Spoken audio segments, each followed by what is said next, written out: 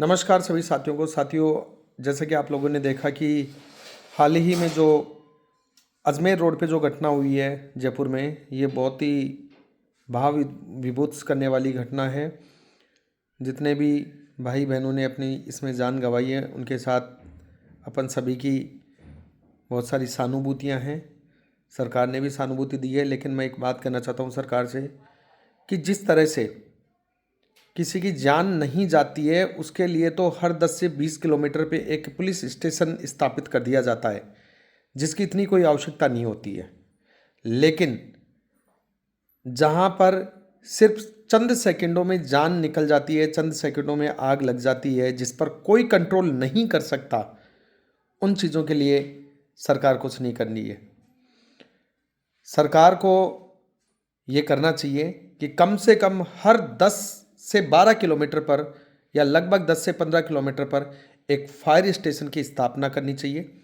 प्रत्येक 15 किलोमीटर पर, चाहे वो गांव हो, चाहे वो नगर पालिका हो, चाहे नगर निगम हो, चाहे वो नगर परिषद हो, चाहे वो हाईवे हो, सभी पर कम से कम 10 से 15 किलोमीटर के दायरे में एक अग्निशमन केंद्र, फायर ब्रिगेड जो है उसका सेंटर होना चाहिए, एक ऑफिस होना चाहिए। वहाँ कम से कम 5 लोग तैनात होने चाहिए और बाकी सारे संसाधन होने चाहिए।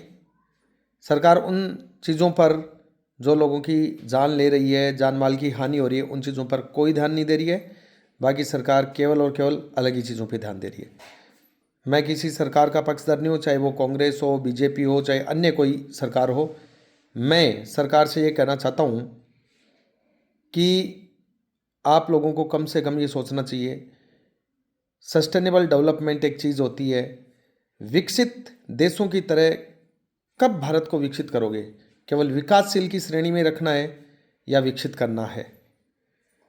तो मैंने जो बात बोली है भाइयों, इसको इतना शेयर करो कि गवर्नमेंट के पास पहुँचे और गवर्नमेंट इस बात पे सोचे कि बिल्कुल लगभग 15 किलोमीटर पर एक फायर स्टेशन होना चाहिए और प्रत्येक फायर स्टेशन पर कम से कम 5 कर्मचारी जो हैं वहाँ होने चाहिए, ताकि ऐसी घटनाओं से बचा जा सके।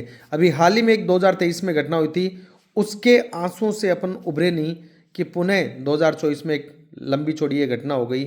सोच के देखिए कि जो लोग गाड़ियों के अंदर बैठ के जल गए, जो जिंदा जल गए, एक बार सोच के देखिए। अपन घर पे बैठे हैं इसलिए अपने को एहसास नहीं होता, सरकार अपने प्रोटेक्शन में बैठी है इसलिए सरकार को ये एहसास नहीं होता कि हो क्या रहा है।